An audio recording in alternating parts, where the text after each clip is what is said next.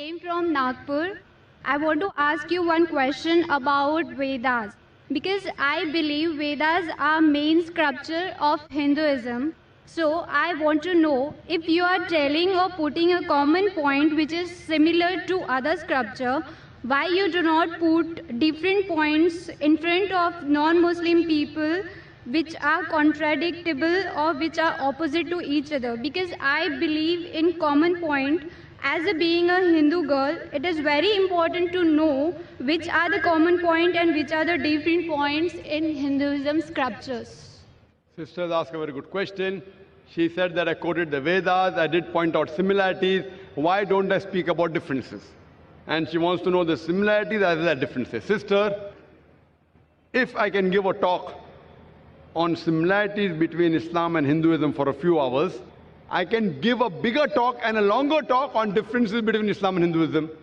But the reason I chose to speak about similarities, because that is the advice given by my Creator Allah subhanahu wa ta'ala in the Quran, in Surah Al-Imran, chapter number 3, verse number 64, which says, Kul ya ahlal kitab, say, O people of the book, ta'alaw ila kalimatin sawa'im bayna bainakum, come to common terms as between us and you. Which is the first term? Allah na'budu illallah, that we worship none but Allah. Wala nushrika bihi shay'an, that we associate no partners with Him. Wala yattakhidha ba'duna ba'dan arbaban min dunillah, that we erect not among ourselves lords and patrons other than Allah. Fa in tawallaw, if then they turn back, faqulu shadu, say ye bear witness, bi anna muslimun, that we are Muslims bowing our will to Allah subhanahu wa ta'ala. This verse of the Quran shows us a way how to speak with different kinds of people. Come to common terms as between us and you. Which is the first term? The most important term is Allah na'budu illallah, that we worship none but one Almighty God. Regarding differences, sister, I can give a talk for hours together about differences. Not that I can't, but it will bring animosity. Maybe it will hurt the feelings of someone. That we may be forced to do during a debate. When there is a debate, for example, I had a debate with a person by the name of Dr. William Campbell. Have you heard that talk, sister?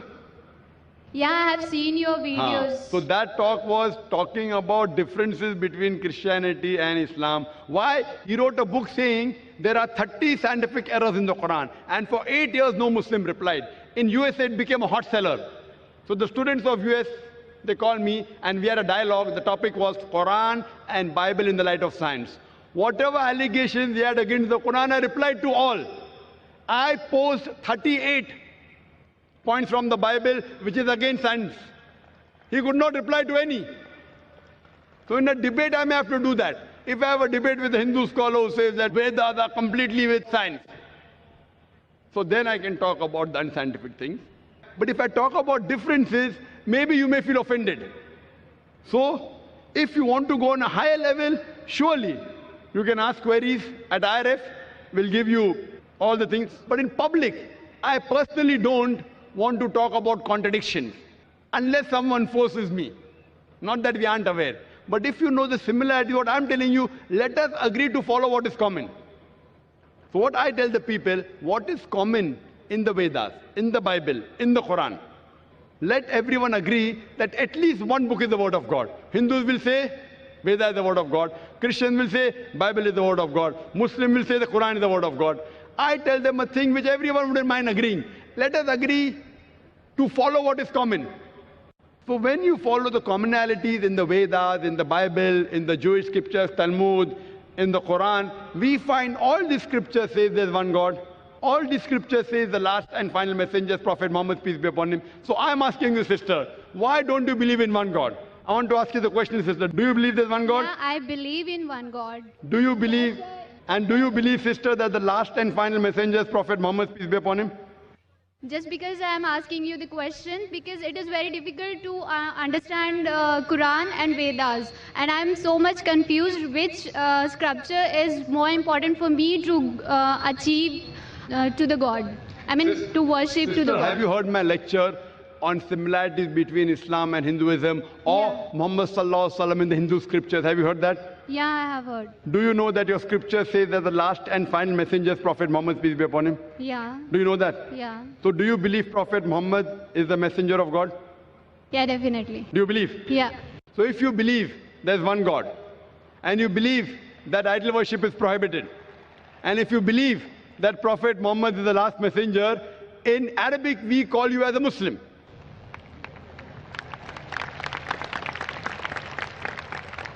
Sister, do you believe in one God? Yeah, I believe in one God. Do you believe there's no idol worship? Yeah. Do you believe that Almighty God has got no images? Yeah. You believe that? Yeah. And you also believe that Prophet Muhammad is the messenger of God. So what you have entered, you may not have gone very high, but by saying this, that there is no God but Allah, and Prophet Muhammad is a messenger, you indirectly become a Muslim. Muslim means a person who submits his will to God. So do you submit your...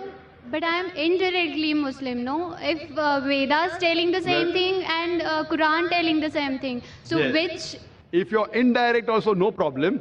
Indirect also, you're most welcome. Whether you come direct or indirect, we welcome you, sister. Now, you know what is common. Now, if your Veda says that the last and final messenger is Prophet Muhammad, peace be upon him, and you have to follow him. So by following Prophet Muhammad, you're indirectly following the Vedas also. Then you have to find out what did Prophet Muhammad say. Then you have to read the hadith. But slowly, slowly. So now you're in nursery, then junior KG, then senior KG, then first standard, then you'll reach standard 10. But have you taken admission, I want to know. That do you agree that you're a Muslim? Muslim means a person who submits his or her will to God. Why it is important that the person who are believing in one God, he is called or she is called a Muslim? Yes, why?